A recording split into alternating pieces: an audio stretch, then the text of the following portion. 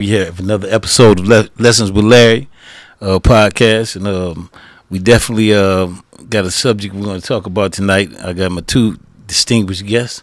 We got Mr. Brown. Marcus Brown, Chess Frog Farms, Chess Frog Omniversity. And we got Mr. Grundy. Hello. Out of the mud production, right? What Out of the Mud Incorporated, Veterans and Now. That's right. And so we got an interesting subject today. If I can get the moderator to say what the subject is, that would be, real nice, so we can build on this. So today we are speaking about what are the benefits of, let me say here, Lessons with Larry, Marcus Brown, and Larry Lott, Marcus Brown, George Grundy II. What are the benefits of getting older? Are there any? And what are the disadvantages of getting older, if any? Okay. Yeah, that sounds very nice. So I wanted to start off by saying that a wise woman, which was my mother, which she told me, she said, when I was younger, she said, everybody get a chance to be young, but everybody don't get a chance to get old. So I didn't quite understand that until I got older myself, and I seen a lot of people I know was leaving here before me. So I'm like, dang, okay, and then as years went by, I started seeing my hair that was black start lightening up. I started seeing my hairline, getting a little light, you know what I mean? So, I could see the changes, but everybody didn't receive those changes. Everybody don't even get gray hair. You may not even live long enough to get gray hair, So, with that being said, I want to touch on that, and I want to see if any of my distinguished guests have anything they'd like to say, add to that. I think this is an important issue, especially in consideration that life expectancy in America and the world is getting longer and longer because of advances in technology, changes in the way we eat, healthcare, etc., the way we exercise. So this is something that might be a pivotal issue for a lot of people. Yeah, and I really think that when you say longer and longer, I think that you may, if we were to do it by ethnic groups, I would say that we are the ones that's leaving there first. From diabetes, high blood pressure, stress. I think it's all by design. Yeah, it is all by design. Yeah, that's and I think there's nothing. I can't hear myself. Okay. There's nothing worth stressing about. I remember an old wise gentleman told me, he called me out of order, and this is during the time. See, I grew up during the time when people would pull you up. You know what I mean? They'll pull you up and say, hold on, my man, you doing your time wrong. You're doing your time all wrong. And that don't necessarily mean being incarcerated. We only get a certain amount of time here, and I think we touched on that on one of the podcasts. So I'm just saying the time that we here. So, he seen me out of order, and he told me, he said, man, I hear you, getting awful upset about a few things over the phone. He said, but, he took me for a walk. He said, come walk with me. And then, I'm walking. I'm kind of mad because, first of all, you in my business, but I'm nosy enough to see what angle you coming from since you in my business. You know what I mean? To tell me don't be stressing. And, don't worry about something. So he basically told me, he said, man, you see that wall right there? And I looked at it, and I'm like, yeah, what you think? You planning on escaping or something? So I said, he said, man, look here. He said, you see that fence? He said, man, anything on the other side of it, you ain't got no control over it. So why is you worried about it? That includes your woman, that includes your cars, that includes whatever you left, whatever it is that got you stressing, it includes all that. So I had to learn from that perspective, you know what I mean? What somebody told me, and as I thought about it, and time went on, I really I was like, man, he on point. There's nothing worth stressing over. You can't worry about something that you have no control over changing. And so it brings your mind to serenity prayer. Yeah, God, give me grant me the something serenity to change, accept the things I can't change, and I ain't been in too many. But that prayer right there, I'm sure people familiar with it. But nevertheless, it's just it's very interesting, and these are the things that we really need to not only think about, but to also talk about, and we running last in a lot of races. You know what I mean? For real. When it comes to ethnic groups, when it comes to everything that we should be doing right, we doing wrong, pretty much. So let me pause you real quick. I want people to get the serenity prayer for those that don't know it. Serenity prayer. God, grant me the serenity to accept the things I cannot change, courage to change the things I can, and wisdom to know the difference. That's the serenity prayer. Yeah, my man.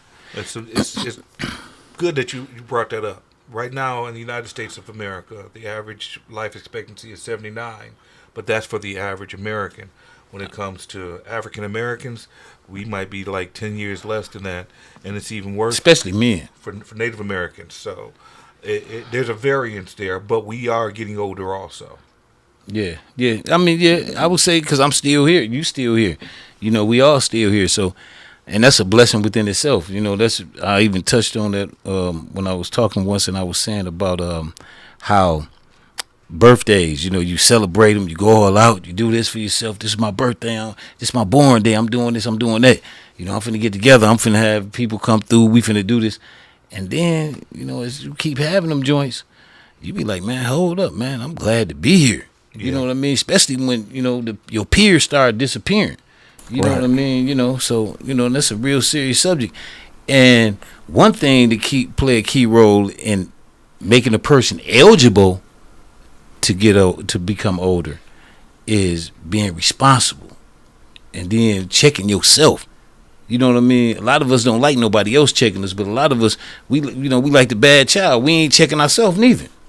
You know what I mean? So, that's, in my opinion, that's in my humble opinion, according to my portion of understanding, that's one of the things that we lack in, and I think that we all need to do a better job with time management, and we all need to do a better job. As so few of us get older, I feel that we owe it to the youth to pass our wisdom on, because we can't take it with us. It ain't going nowhere with you. So you might as well give it to somebody that can use it and where it can make a difference in their life. Yeah, T-Sales, I bet dude who gave him that game was a lifer. I had that convo inside with my bunkie. Yeah, he T-Sales, what's happening, man? Shout out. But he wasn't no lifer, but he was a wise old man. You know what I'm saying? He was wise, and he seen me out of order. You know what I mean? And really, I was a firecracker then. You know what I'm saying? I was a pepper. I was hot.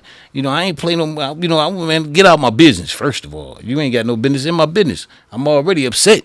Then you got nerves enough to be intervening with what's going on in my world when you don't even know nothing about it. So that was my mentality at the time. However, he was absolutely right. And only a fool will argue with someone when they right. Or even try to, so I just took it in. And, said, yeah, okay, yeah, you're right, and then, years later, I've never rode a small bus, but some of my actions, I had to say, I took my time, developing into the man that I am today. I think it's imperative for us as mature men to share our follies and our successes. And, we don't want to take away from youth. The youth is supposed to be enjoyed and partied up and whatnot. That's where you're supposed to make the majority of your mistakes at back then. And that's, back in your youth. Because when you become... There's no fool like an old fool. Right. Hey, that's like, it's a book. Oh, man, I suppose I brought the book. By Naeem Akbar, called Visions of a Black Man. And he said, he basically say, when you become an adult, you're no longer a boy, but when you become an adult, you put away your childish ways. You know what I'm saying? And the same way he say, and then he broke down in this book called Visions for a Black Man by Naeem Akbar. He broke down the different characteristics of a boy. He say, if your car stereo or even your outfit, if it costs more than your library, those are the characteristics of a boy. He went on, and I'll bring the book in next week, and touch on some of the things, because it was very interesting to me. And so a lot of things that he said at the time when I read it many years ago. And I there you go. Yep, that's it right there. And and I was like, man, you spot on with me, man. I'm guilty of all that. So I started buying books, and now my most prized possession is my library. You know what I'm saying? For real. That's that means more to me than anything, and but yeah. I think that's something that we as more mature gentlemen need to do also is like we know some of the pitfalls and we've seen parts of the game. And if we can put a young man up on game, it's kind of like you can lead a horse to water, but you can't make him drink. But it's still our job as the elders to say, hey, don't play with that stove, or don't play with them police like this, or don't do X, Y, and Z. I think that an area, because like our women outlast us. Why is that, you think? Women take better care of their self and their health than black men do. We don't even go to the doctor without being persuaded. Right. At least the majority of them. If my wife, she's a nurse, so she pushes me to the doctor. But if it wasn't for her, I ain't no telling what type of shape I'd be in. You know what I'm saying? But fortunately, I got good health anyway, as far as my genetics go. Now let me get back to what y'all was saying. 1 Corinthians 13, 11 through 12. When I was a child, I spoke as a child. I understood as a child. I thought as a child. But when I became a man, I put away childish things. For now we see in a mirror dimly, but then face to face. Now I know in part, but then I shall know, just as I also am known. What Corinthians is that? 1 Corinthians 13 through 12. 13 and 12. 11 and 12, excuse me. Well, I think that if you don't change, or if you don't grow, or if you don't mature, if you're still doing the same things at 30 that you did at 20, there might be a slight problem if you haven't evolved and changed. I know that healthcare, especially for black men, is an issue. My wife's a respiratory therapist, so I get to push also. But there's a lot of black men that won't get that prostate check, and you need to get it. I just had surgery back in October, and it was life and death. Yeah. So at a certain level, a lot of black men are like, no, I don't want nobody doing that. You can get put under for it if you really need to. But yeah, they put me under. I ain't got to witness. You need to get checked out, because we, especially with our diets, especially after 50. Yeah, really 45. You really should start checking. At least 45. See if you got any polyps. Mm-hmm. Well, I'm one of those black men that I'm just gonna wake up dead, because I ain't gonna let nobody do that. Okay, but we'll see. When you go to the hospital for get your tonsillectomy, I'm gonna tell the doctor, take care of my boy. Then you gonna have me going. You be mad at me, but I care more about your health, because our prostates naturally get larger, and as we age, certain things naturally happen. I'm just gonna die. I mean, that's your choice. All right, John Wayne. Exactly. People check out this joint every day. And I'm not afraid of that. Right. And being the subject matter that you talk about, what's the benefits of old age? I don't know what it is. Me personally, here lies George F. Grundy. Nobody ever touched his behind. I mean, I don't look at it like, hold on, no, hold on. But here's the thing. Even I think I have my prostate checked at 50 and at 55. And I'm gonna tell you, and they removed 3 polyps the first time, and then 1 the second time. But my thing is this right here. You know what I mean? It ain't even about that for me. It's about prevention. Because I know. I mean, I'm just speaking personally. So my opinion is mine alone, unless you agree in your own way, but so what I'm saying is, when I'm like prevention, because I'm not done. I got a 7-year-old daughter, I got grandkids, I got a lot to pass on. Right. You know what I'm saying? That I need to pass on. The benefits of old age. So yeah, those are. So the other side of it is that I don't have any kids that I know of. Not yet. And then that I know of. It ain't too late. I mean, I ain't saying it's too late, right. But my path in life, all of the good decisions or being a good guy, that stuff didn't pan out like what life tell you. Well, Mr. So Grundy, let me finish what I'm saying. So for me, I have a value for life, because I'm not gonna just throw it away. But I don't have a fear of death, because it's like, why am I here? What I do the best I know to do by people and for people, but I keep getting ran over by people, and they think that is sweet, and sometimes that causes me to react in certain ways that I don't like about myself, because I allowed myself to be treated or put in those positions, but I did it off the good faith of other people. Okay, let me say this, Mr. Grundy, right quick. Now, with me here, and I hear exactly where you're coming from.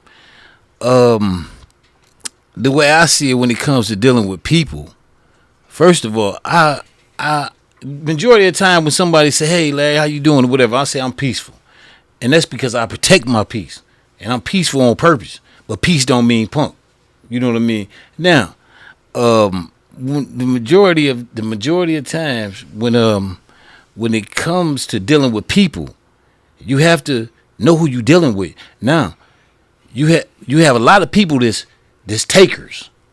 I mean, they'll take from you, but they ain't giving you nothing. But when you're dealing with a taker and you identify them, because they got to show themselves, they're gonna show you some type of characteristic to say, "I'm a taker. I'm out to get what I can get from you. I ain't out to give you nothing though." So you say, okay, like say for instance, if y'all go to lunch, you say, "Man, today lunch on me." Okay, well then you go next time lunch on me. You keep letting lunch be on you, and he ain't intervene like, "Hold up, no, it's I got you." You know, but if you don't do that, okay, you dealing with that's 9 times out of 10 you dealing with a taker. So when you're dealing with a taker, you have to use. I found that you have to set limits, because a taker don't have no limits.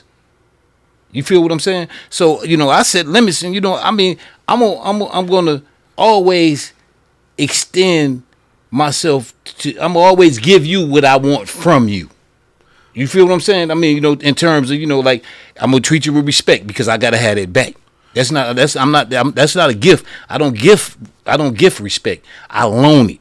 If I give you something, you don't owe me nothing. Keep it. Hey, that's you. I gave that to you. Now, if you don't tell me thank you, don't worry about it, because it ain't going to happen no more. But if you show your sincere appreciation, I'm cool with that. That's good enough for me. Now, if I loan you something, the same energy you put in come to get it or ask me for it, put that same energy in putting it back. And that's how I treat my respect. Take your funky old $20. I ain't really want it anyway. Don't you hate it when somebody? No, because I don't conversate with people like. I mean, I don't have them type of conversations, because ain't nobody gonna say take nothing funky that you ain't have and you came to me to get, because you ain't doing it but cutting your own self off. I got zero tolerance. I ain't got that much time left. I'm talking about. I don't. Let me take that back. I'm saying I don't know how much time I have left here on this earth, and I'm like, Brother Grundy, I know I gotta go. Everybody went. Everybody I know that left, they gone. So I know I gotta go too. And as I was just saying, when we getting older, that conveyor belt is rolling up. It's getting closer. And that clock gets faster and faster each day. It's like, do I have time to still do this and time to do that? That mirror show you a change. Hey, everything changed and everything got its season. Like I keep trying to tell people, a mosquito from last year ain't gonna bite you this year. You know what I'm saying? The leaves you raked up last year, they ain't there for you. Them gonna be some new leaves. You feel what I'm saying? But you have some youth out there that are not understanding. You got the habitual line steppers who are going to try and cross. Explain it to me. What you explain? Just like what you were talking about. There are people that don't show respect, or that are. So what do you do in that case when somebody don't show you respect? In my old age, I don't play with those kids anymore. If you don't come to the table to, be a comrade or a friend, and I got family and I got friends that don't have as much as me, so sometimes I'll cover the bill, but at least show some gratitude, or at least try and cover me some other way. I got people that are like, I was looking out for your house while you was gone, or I took your trash cans out, or just do something in order to show that you appreciate the relationship, because there has to be some type of reciprocity, because without reciprocity you have imbalance, and that's something that I've learned in my old age. If you don't balance your relationships with people, you'll run into those takers. If you don't balance your relationship with people, people are like, he's just a fool, he's just giving away his money, doing this, that, and other thing. So you got to find that reciprocity, that harmony, and you got to have that peace within yourself to say, you know what, I can deal without this person. He might be my cousin, he might be my brother's best friend, but it causes me too much stress. And the last thing black folks need, especially black men, that's a killer. is stress. It's a killer. Well, for me, it's always the people that I allow to get the closest. It's all the who? Because the people I allow to get the closest. Right. So, that's I have a lot of barriers. Be close to you. A lot of barriers because I grew up. You know a little bit about my background and my parents and what they did. So I met a lot of people. Right. So I wasn't just naive and just my man was your father. He thought the world of your father.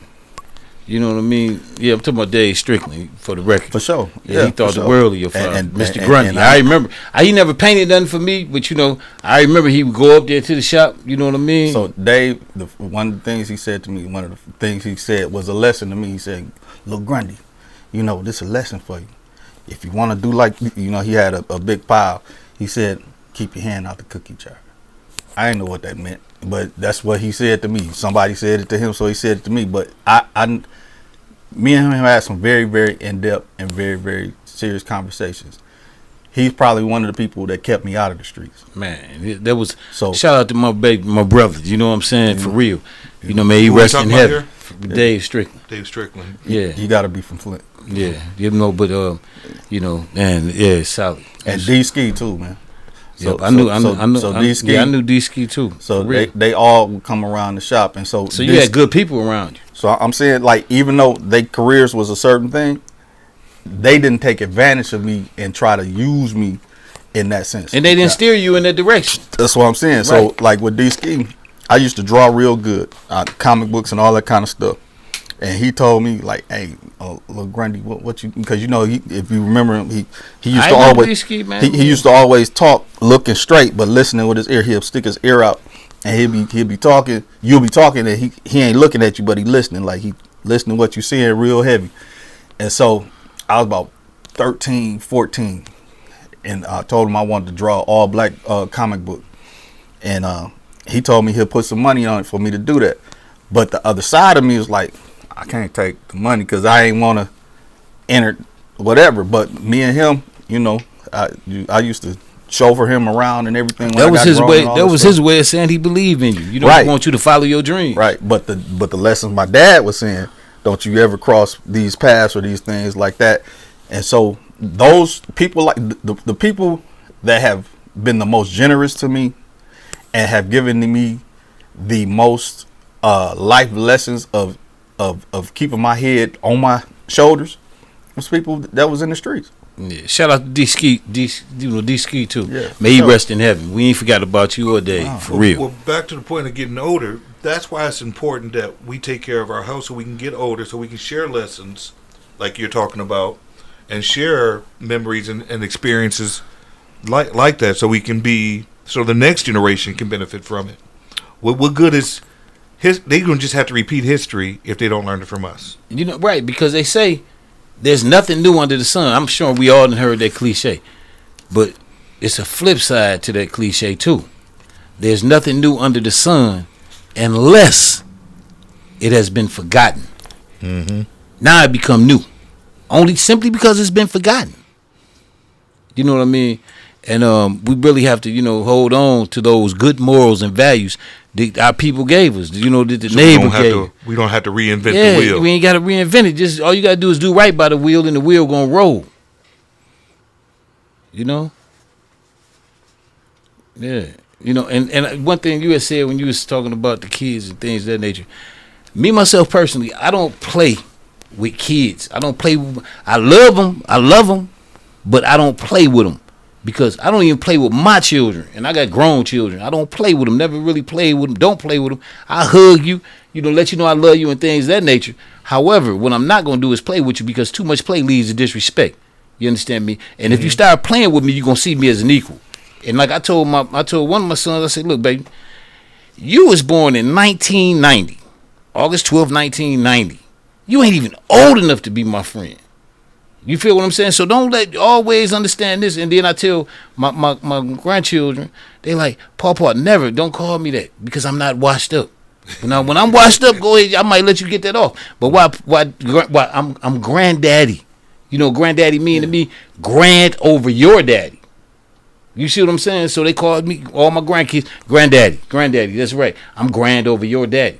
You know what I'm saying? So Right. And going off of what you're saying, because I ain't finished my statement. Okay. Sorry. It's like me and my father, we had those things too. Because my dad, he was from the streets, and he turned his life completely around, became a minister, and that's all he showed me. But stories and stories and stories from his past, you know, people throw them memories out there. But I had a conversation with him, or we had a disagreement, and I told him I don't feel like I'm in your circle. And he looked at me, he's like, you ain't in my circle. Right. Like, you my son. You ain't in my circle. That's right. So I get those things, and we had those past. So there is a hierarchy.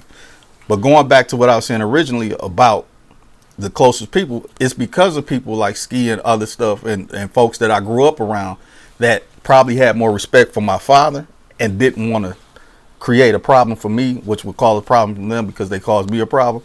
I trusted other people outside of that. Okay, now see, in your inner circle, to me, see, a lot of times when I was doing wrong, you understand me, I had kids, I'm gonna say I call them kids, but I had people younger than me in my family very upset with me because they said, Larry, at this time we young, Larry eating, but he won't feed us.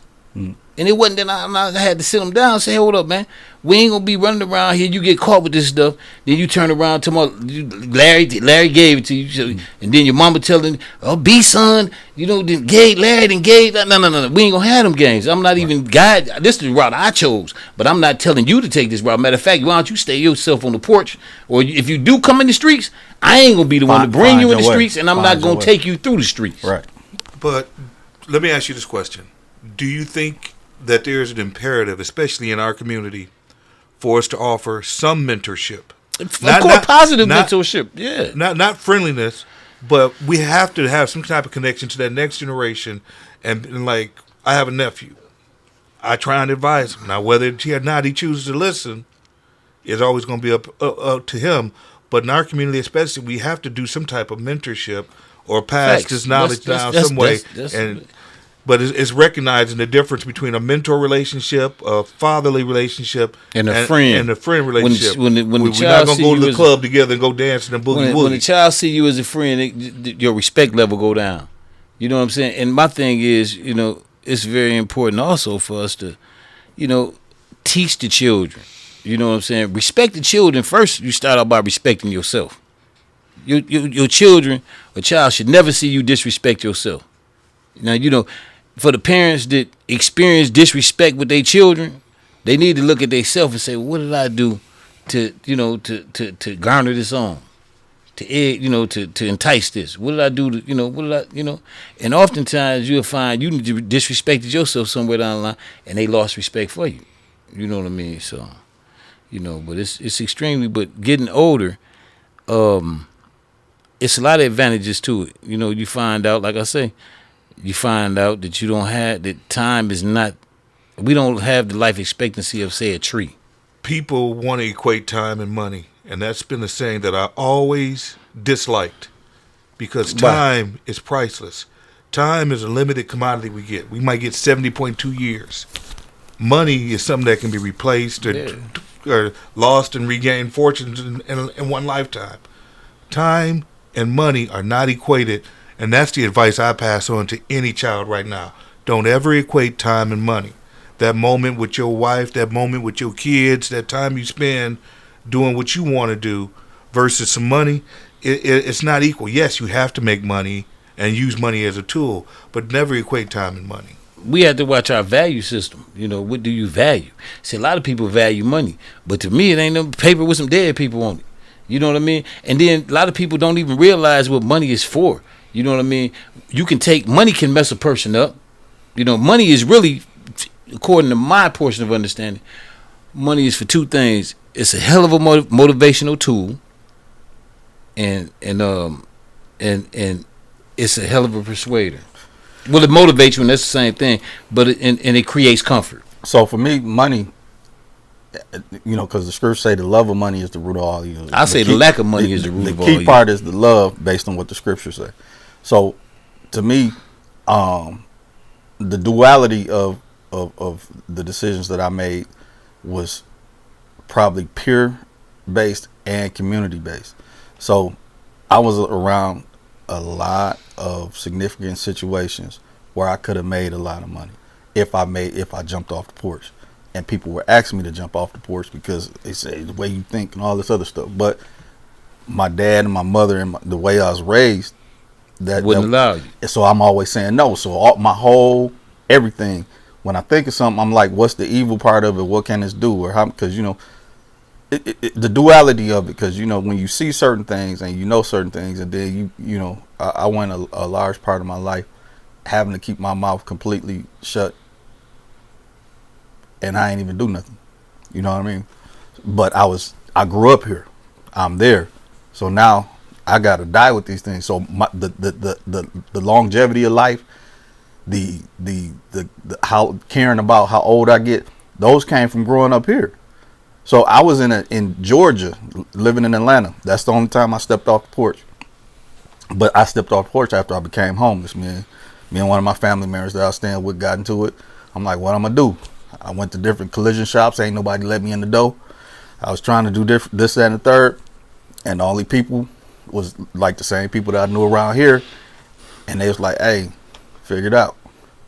And I was better than what I realized I was, because I got a whole bunch of training in school in here that I didn't realize I got. Yeah, just from watching. Just from being around, just being the homie, being around. And so the same caliber and key of people that I knew here were the ones that I started. I was never low. It was always like they homies like, how in the hell did you end up cool with such and such and so and so? And I would have a past, the same kind of past I had growing up here, based on how my life was built. So I experienced that, but even in that, it was only so far that I would go, because my thing is I ain't trying to lose myself, because people done told me a lot of different things about the stuff that I ain't gonna say regret, but the things that come with the life.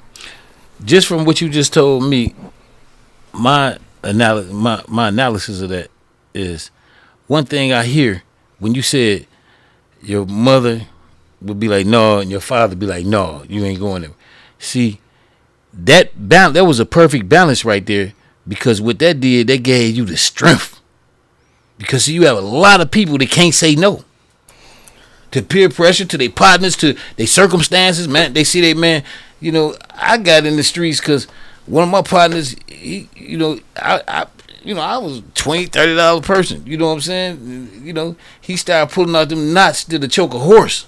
I'm thinking he done robbed the bank. I'm looking for him. I'm looking for, the news to be showing some money missing or something. You know what I'm talking about? And once I figured it out, and then, hey, man, look at here. You can watch me, or you can, And I said, well, hey, and so on and so forth. And so, but I'm grateful for every experience that I had, for real, and going to that peer pressure thing, my dad used to discipline me, and that was the title of his discipline. This is what peer pressure gets you. See what this I'm is saying? why you see. So peer pressure don't exist. His title of his sermons was peer pressure don't exist. This is what peer pressure is. Are your peers getting this discipline like you? Yeah. So for me, it was like I've been in situations, life and death situations, and put it on the line, because I'm like, hey, it doesn't matter what y'all doing. It don't matter what's gonna happen or the outcome. I'm standing on what I'm standing on. Yeah. Yeah. I'm thinking that one of the benefits of getting older is that we are allowed to share wisdom, share stories, and share with the youth, or share with younger people things that, there's always going to be somebody that's going to touch the stove anyway. Don't play with the stove. That's going to happen. But that's one of the benefits of getting older. But it's also one of the hard things about getting older. What advice do you share, and when do you not share? Well, this, for me, is simple. Because you want to help people, man. And I've always been like that. It ain't too many people who going to tell you Larry didn't want to help me. Larry did something or told me to send me off. You ain't gonna hear that, because I ain't that type of person. But the thing is, what I look at it like this: if a person, what do you do when a person refuses your wisdom? You sit back and you don't do nothing. You let their hard-headedness become their own regret. You know what I mean? Once I tell you, hey, all I did, I delivered the message. You ain't gotta heed, you ain't gotta take heed to it or nothing. But it'll be you saying I should have listened, or somebody told me. Cause see, that's the thing. Something always try to tell us something, but we don't listen to something. You know what I mean? Then when the decision that we make based upon something, take us in the direction that we don't want to go, well, then when we review it, I call it playing the tape back. When we roll it back, we be like, man, something told me don't do this. Something told me don't, but we don't listen to something. So you gotta be able to listen to yourself and listen to something. All right, we done talked about the good part of getting older, being able to share wisdom. We done talked about this, that, and other thing as far as the benefits. Right. What are some of the negatives? You want me to start getting over? Yeah, I tell you right now. There's a litany of things. My knee. That's one of the negatives. Health. And, yeah, it's crazy because when you're young, you hear older people and they be complaining, oh, my back, oh, my knee, oh, my ankle, oh, my. And you be like, yeah, I feel for you, but can't reach it. I don't even, I ain't had them type. I can't imagine myself having that type of pain that you talking about. Mm-hmm. But then if you keep going to sleep and waking up, eventually they gonna come. They coming your way. You know what I mean? It wasn't nothing but a thing to hop a fence, jump off a porch, jump off a chair. Hey, I climb down carefully when I'm going down, getting off a chair. I'm standing on the chair, changing the light bulb. You better climb down carefully because you ain't no woo, just jump. Hey, listen, let me tell you something. Listen, man.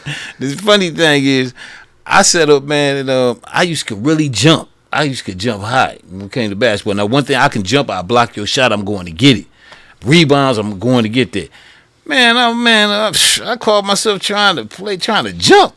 Man, I had a 2-inch vertical. Yeah. I'm serious. That thing significant. I thought you said you wasn't good at basketball. I didn't say. Did you hear what I said? I said, I had a good set shot, and I played some defense. Maybe too much defense. So you participated. You ain't saying how good the participation and that's what was. they used to joke on me. Be like, lad, man, you the only guy from Flint, man, that can't ball. I take that because I can't. Not like that. Not where I'm gonna be bragging or feeling like I'm good at it. You know what I mean? I'm gonna warn the young folks out there: as you get older, your metabolism changes, the rate of healing changes, and you think, nah, I ain't gonna be like that. I'm gonna stay in the gym. This, that, another thing. You still have to stay in the gym. I swim every single day. And I can't get rid of this gut because of the way my metabolism is and the way that my body is. But I'm swimming every day in order to keep that fluidity and keep a certain amount of energy. I feel like if I don't do that, then I'd be a lot worse off than I am. You got to start taking them Hollywood pills, man. Them Hollywood pills, them Oprah pills? No, the salon, whatever that is, they taking to lose that weight. That Cat Williams was talking about. Yeah. Well, you can lose as much weight as you want to, but when it's time to go, you out of here.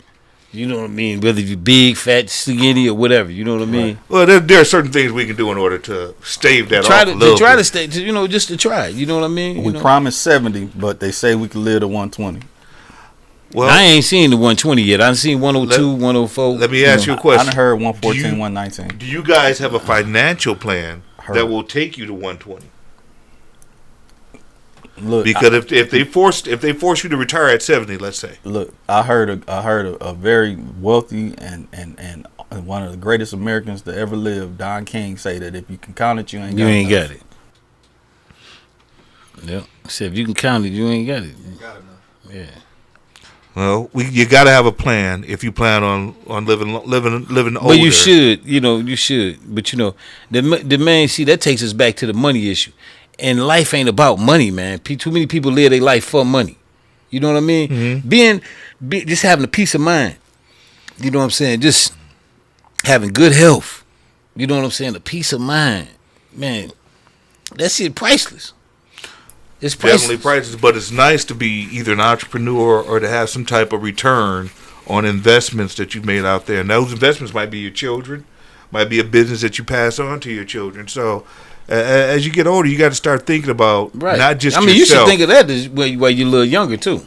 Right. Well, I retired at 47, and the reason why I was able to retire at 47 is because I had always seen some of my uncles that worked for the plant and aunts, as soon as they retired, guess what happened to them? They died. They died within a year or two. As soon as they retired. See, go ahead. I think the men, when we sit down and stop, that's why I always say women outlive men. And from what I can see, what I seen, I knew throughout my life, I've knew couples who was married 50, 60 years, 40, 30, but whatever. But the father, he might work for GM or AC Sparkle or wherever he worked. But the minute he came and retired and sat in that lazy boy and grabbed that remote, he was done. He was done. A year, 2 years later, he gone. So you got to have a but plan. The mama, hold on. But the mother, she going to get the grandkids, going to church, going grocery shopping, cooking, going to the PTA meeting, going to this, going to that, going to church, Bible study, doing this, she steady moving. It's important to keep structure. Ain't no question. You better keep moving. Keep moving, keep structure, keep some kind of order in your life. Right, of course. And you gotta have self-discipline. And that's what I was saying with Grundy when he actually said, that his father and his mother, they both told him no. And then but what he didn't understand, that gave him the strength. So when he was out in this world, he could really just say no until he wanted to say yeah. You know what I'm saying? It wasn't peer pressure. It wasn't him seeing somebody with this and that, and he feeling like, I got to do that to get that. I got to do this to get that. That ain't the case. But when you're young, you don't think about the circumstances. I mean, you don't think about the consequences to a lot of things that we do. A lot of times when you're young, you look around, you're not conscious that there's body snatchers, and I ain't talking about people taking you, trying to traffic you or whatever. I'm talking body snatchers. Body snatchers is gonna put you in that penal system. You know what I mean? And they will snatch your youth from you. You'll leave here a young man, come back an old man. And I get you, I'm with you, but just think about it. In the environment that I grew up in, not just got the good side, but I came up in the 80s and the 90s. The temptation was real. But you had the power to say no. I get it, and I took it. I didn't have no issue with it then. But sometimes in my head, even at this age, it's like, should I have jumped off? No, you sure shouldn't have. You did the best thing you could do. Just being real. I'm being real with you. I'm talking about from somebody that jumped off the porch. You shouldn't have. I wouldn't recommend that for nobody, man. Because I had in my head the opportunities that I saw that this could have happened, that could have happened. Because I was one of those people like, hey, is you looking out for that? Did you think about this? Like, I don't know. You need to, and they would take the meat and whatever bones, because I was the person in the room that I ain't have no money exchange. There was nothing. I didn't owe you nothing. You didn't owe me nothing, and we solid for real. So it was like, was I a mastermind on certain things? Did I have, But that's just a thought. So in that case, and I'm gonna shut up in a minute. In that case, it's like, with all the no's that I said and the struggles that I'm dealing with now, because I'm trying to do everything by the rules, and those rules do not give any leeway for me, for my journey, for comfort.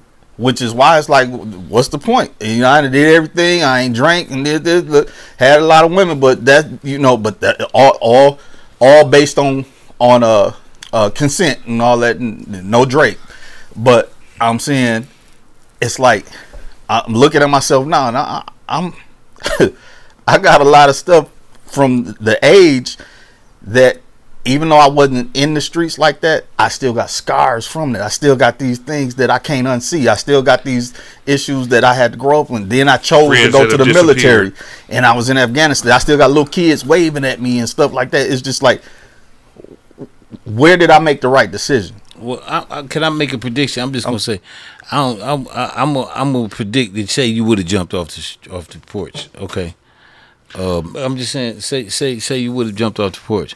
My prediction is that you probably wouldn't be here right now. You know what I mean? It's a good chance you wouldn't be here right now. You know what I mean? And that's just solely because the streets ain't for everybody. That's why they made sidewalks. You know what I mean? For real.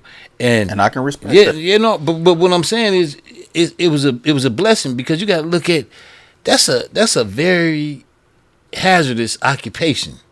And then even when you look at today, it's even worse because of the amount of get out of jail free cards they get just off of, informants and snitches. That's what I mean. It's even worse. I mean, put it like this: I don't gamble in no casino because in Larry's mind, all this shit rigged. I ain't never seen a casino close or go bankrupt. Only time they take a perfectly good building, blow that motherfucker and put a grander building on top of that. You know what I'm saying? So if I can't get in and be on the casino side where they winning and they gon' win because the odds is with them, then why would I look like coming in this door? I go down and get me something to eat, and I watch some of the other suckers because that's how I see them. Go ahead, think they might let one clown win, but then it's 1,000 other people walking out their door heartbroken and broke. So go ahead. I'm gonna take it. Well, I just want to say I agree. The generation that you were born in, the amount of easy money that was out there in the 80s and the 90s. And during that time, that's what really fueled this whole American economy. Yeah. See, I was there. I was in, anything that I seen it. I seen every step of the way till I stepped off the stage, or snatched off the stage. You know what I'm saying? But everything happened for a reason. Because if it wasn't for me being snatched off stage, I wouldn't know a fraction of the stuff that I know because I wouldn't have been through what I had to go through. That temptation was greater. The availability was greater. A 60s child compared to an 80s child had a different childhood, had a different teenage life. There was nobody openly just, here, go flip this and you're going to have money. That wasn't happening in the 60s and 50s the way it happened in the 80s and the 90s. But part of getting old is sometimes we get stuck in rumination, and rumination don't solve nothing. What is rumination? It's when you regret, like, man, I wonder what would have happened if I got with that girl who became Miss USA. Or I wonder what would have happened if I had turned this corner or that corner. You don't get to go back and revisit parts of that river. You never get to go back, and sitting there daydreaming about it don't do nobody any good. Right. But when you get old, sometimes you just like, and you just got to be able to push on and not ruminate and not get caught up in the past and say, I still have to plan and live for the future. You cannot live in the past. And that's the beauty of having a long life, is that you can redo things and do things better and not get caught up in saying, I regret I didn't do this. Because you are the you are now because of the decisions you made. I mean, it sounds simple, but no, it's facts. Oh, well, and that's great, but I'm still trying to find my value, my worth. Even though some people tell me that I'm a good guy, whatever. I don't see all that. But all this reminded me of something that happened to me in 7th or 8th grade. I was going to Holmes, and I was catching the bus on Pulaski and Aubrey. Ain't that what it is? I can't even think of the street. But my best friend at the time, who I caught the bus with, he had, the bus passes. He had a slit. He pulled. He shook it out, and he had a bunch of rocks. I didn't know what it was. I was like, "What's that?" He said, "This crack." I said, "Why you got crack?" You hear about it. You got all these little messages, but I had never seen it. He's like, "I sell it for money." I'm like, "What you need money for?" Cause everybody need money. And so, like, who you sell it to? To the teacher. So he was selling crack to our English teacher. He had her jewelry and all this stuff in his pocket and and all this other stuff. And so, based on the story he told me, but we was 11, 12, something like that, 12, 13. And it was just so many people. I'm one of those. There's many people like me, but I'm one of them people that some of the hardest considered out that was out there leaned on my shoulder for different things or asked me for advice, and it's a lot of stuff that I can't wait to the creator or the universe or whatever take all this shit off my brain, and give me my rest. Because standing in between people got good hearts, but create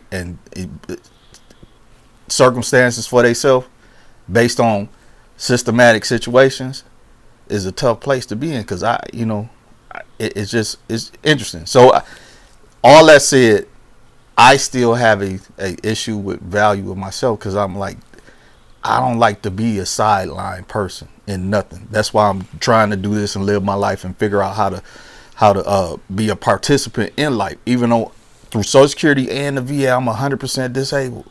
They telling me I need to just sit my tail down and I can't work and all this other stuff. But if I do that, then I'm most definitely gonna be one of the retirees and just out of here. So I'm not a weak person like that, but I know because I started a veterans organization, I done serviced over 30,000 people in Flint, period. I say 10,000, but it's closer to 40. But I keep the number in 10. I'm going to just keep it at 10. And hundreds of veterans. And I keep compiling these stories. I keep compiling this stuff. And I'm still trying to find my value. I'm still trying to find my direction. And I'm just looking for that little... I don't know what it feels like to have a nice vacation. I don't know what it feels like to do all the lavish stuff. Everything that I did when I jumped off the porch was necessity to try to eat a sandwich or do some stuff. And as soon as I had a job, I'm like, done. But people would still call me. I had a dude call me. Well, not related. I'm gonna leave that alone. But it's just for any men or any women or any people that end up listening to this. It's real to go through these things. It don't make you weak. We all go through it. Right. It's just these are things that you have to face with and make decisions to keep on moving forward. So this is what I say. Regardless of what the things in your head or what you're dealing with, keep moving forward. Because that's the one thing that I do. Even though I have all these questions and it's confusing, I ain't going to stop. I'm not built to stop. Even though I don't understand certain things, I'm not built to stop. And if you get in the way, I'm going to run you over. Because I'm not built to stop, even though I don't understand. But I put these things out there so conversation can be had, so we can reach the people that it need to be reached. Okay, well, I say backwards never, forwards forever. Tell me, what is it that any of us or anybody that's listening or come across this, ask yourself, what is it that happened yesterday that you can change just to change? I would say this. Mr. Grundy, I respect you. When I first met you, I mean, we had the Marine Corps thing in common, but as a human being, I respect you, and I think you have important things to share with the world. I think that you need to see yourself the way other people sometimes see you, and that's kind of hard to do, but you have that power. So I say there's a book in you, they're supporting you, there are so many people and lives that you touch that you probably don't even realize. I mean, you've inspired me. You've kept me calm at times, and that right there is a hard task.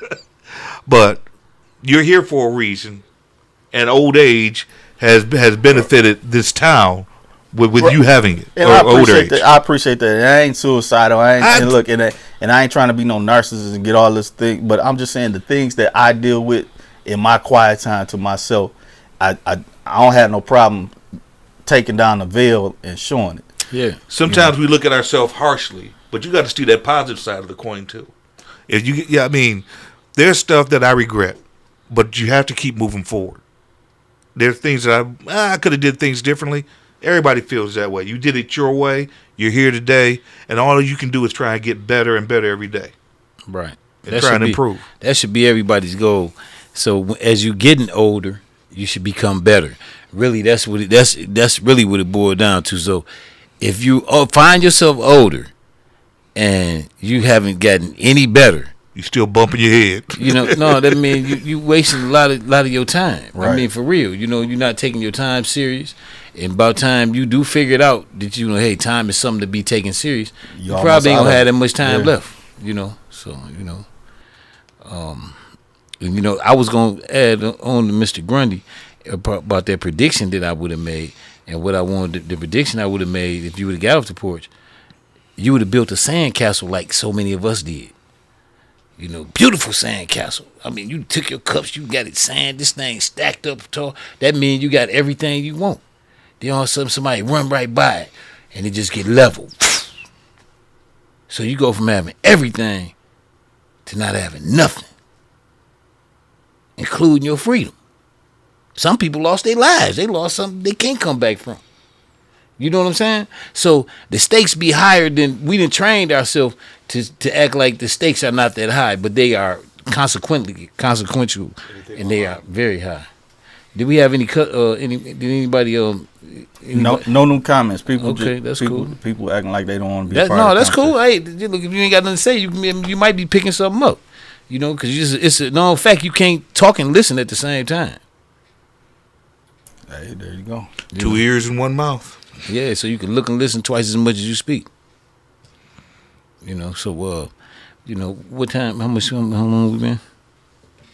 Got 5 minutes left. Okay. For an hour. 55 minutes and 20 seconds. Okay. I think that an important part of this conversation is that we know that if you want to be old or you want to get older, you got to have a plan for it, and you have to know that you're going to have to try and improve every day. If you don't have a plan for getting older, then what are you going to do? You don't have any money, this, that, and other thing. You're going to need money. You're going to need health. You're going to need certain things. You want to have people around you. Start collecting those people around you, because you're going to keep lose good people around you. Yeah, you know, for real. That's a key to getting older too. You know, you have to surround yourself with people that want to get older just like you do, or that are a good influence, you know, or that bring something to the table. Get some positive energy and positive vibes in your life. You know what I mean? That's extremely important. You know what I mean? People underestimate the power of that, but you know, steel sharpen steel, man sharpen man. You know, if you know, like I say, and if you got people who, you know, just if you got people who have less than you, you know what I mean? Look for somebody that got more than you. You know what I mean? So you can see, it can humble you to show you really ain't got too much of nothing. You know what I mean? You know. And I think another thing is envy. You got to stay away from envious people, folks that really. That's one of the emotions. That's one of the emotions that people don't want to admit to. You got to keep envy out of yourself too. Yeah. Most definitely. Right. But for me, I have, and I do honestly want to see the people around me do good and great, and I don't have a problem sacrificing for the people around me to do great. I just would like that to be returned to help me get to my part too. And that may be a character flaw, but I'm saying the envious thing is you got to make sure that your situation can withstand people that don't want to see you do great, just like you want to see them do great. What is the hardest lesson that you think you've learned in your life so far? I'm gonna share mine. I'm gonna think about it. Go ahead. I was a teacher, and I have this desire to want to help build people and bring them up. And sometimes I cannot, or it's hard for me to cut people loose, even when they become a drag, even when they become negative. It's hard for me to I gotta let this person go. I always want to find the redemption or find the good characteristics in this person, and I'm still dealing with this. But the hardest thing in my life that I'm learning, and I hope young men learn or young people learn before me, is how to say I have to separate and just start bringing good people along with me. Sometimes you got to cut some people and some things loose, and that's hard for me, even in my age. That it's something that I know I need to achieve. Yeah. Okay. And what I think the hardest for me would be changing myself. You know, the biggest battle is internal, hands down. You know what I mean? It's me being able to have the wherewithal to be able to identify my flaws and then care enough to change them so I can create a better person to present to other people. So, you know, my biggest thing would be change, man, changing myself. You know what I'm saying? I think we all have a little bit of that. Yeah, you know. Mr. Grundy? The hardest, well, say the question one more time. The hardest lesson that you had to learn in life or still are learning? Yeah, I think that's part of just transitioning and changing and growing. You know, my philosophy is people don't change, they grow. Because I feel we're like trees. A tree, it's still going to have those scars. It's just going to build bark around it and grow to a stronger tree and produce or either wither away. So for me, I'm trying to grow into a greater tree so I can produce more and be able to be more of an asset to those around me And transitioning into that is one of the roughest things because of the transitions. Because coming back to Flint, when I left Flint, I wasn't trying to leave Flint. I had made up my mind to jump on the porch. My mother saw something in my spirit, and she said I needed to move.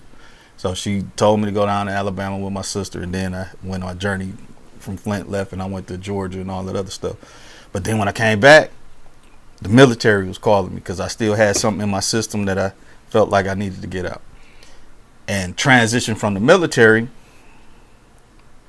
I had that institutionalization that I had to transition from. So transitioning has been one of the hugest things for me, because when you have culture shocks and transitioning things and a lot of weight in your mind, whether it's legitimate or not, transitioning is a strong thing. I say it like, and I'm leave it alone. I'd say the veteran transition is like, imagine being a NASCAR driver. You're doing 200 miles per hour, 200 laps, and you're great at your job. You're done with the job. They give you champagne and all the accolades and everything, and then they give you the keys to a Prius and tell you go to the back and jump in it, and you got to do 35 miles per hour in gridlock traffic with the worst music that you know. That's the transition out of the military, right? Because they really program you. You know what I'm saying? And I received some military programming, but not via the armed forces. Mm-hmm. You know, because generally with the other people, with the other system, with the feds, they a lot of when they had these wars and different, they build the military up and all soldiers and all that.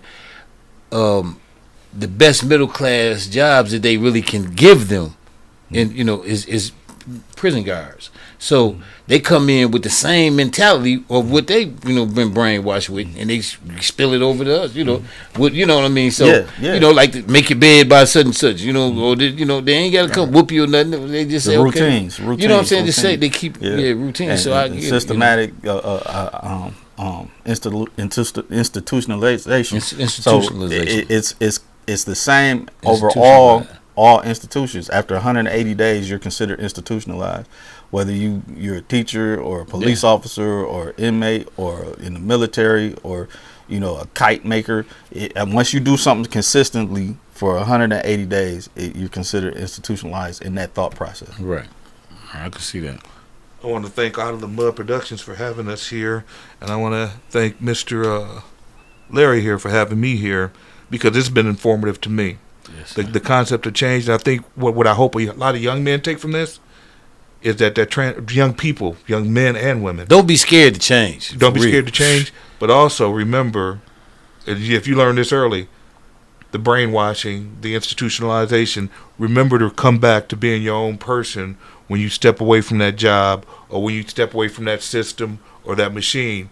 It's your life. You have to live it, and I want to live a long and full one. Yeah, I think that the subject definitely needs to be addressed. And me myself, I come here and I do this because I always get something out of it. Because, like I say, my lips are closer to my ears than they are to anybody else's. You know what I'm saying? So I hear myself and I constantly teach myself. You know what I mean? And I don't mind improving me. You know what I mean? I know one thing I know I can't do is change the world. You know what I mean? I ain't finna go change the world. Now, if I can help somebody and they change, so but my contribution to changing the world, my way of changing the world, is by me changing Larry. You know what I mean? Mm-hmm. And so, if I can make myself a better person for other people to deal with, then I've actually made a change to make a difference, because I can also be influential. You know what I mean? If a person see you doing right, it's kind of like you ain't finna go to church and act like the devil. Even though you might do the devil's work, but you ain't gonna go into church and do it. Mm-hmm. You know what I mean? Mm-hmm. Or somebody might say, "Go on, devil," and then you gonna get to grinning because you did the devil in you and he dead wrong. Mm-hmm. You know what I'm saying? Mm-hmm. So so you just have to just do what you can to be a better person. Don't have a problem with changing. You know what I mean? Invite change into your life. I think we should read that serenity prayer as a way of ending the day. Okay, that's cool. That's cool. I think that's cool. That's cool. Say it with your chest. Put it in the microphone. Yeah, you got it. Yeah, because you need to pull that mic. We're gonna have to mic you up on your collar or something, man. So what were you saying? I just think that we should probably end with that serenity prayer, because I think that prayer can get you through a lot of situations. It helped a lot of people go conquer some things, you know. One day at a time, and your voice is better at saying it. Go ahead and read that for us. Good sir. How's my voice better? Because you're closer to the computer. Hold up, before we read that, we're gonna say our goodbyes. You know what I mean, and then brother Grundy, brother George Grundy, the second, is gonna read, you know, the serenity prayer. Okay. So, you know, go ahead. Thank you guys for listening. Thank you, Larry, for having me here. It's been informative to me. I hope it's been informative to people out there. Yes, I hope someone. I hope this has helped someone in some sort of way, or made them think about something that they normally wouldn't be thinking about on any given day. And a lot of times you don't have to wait for tragedy to strike for you to want to change. You know what I mean?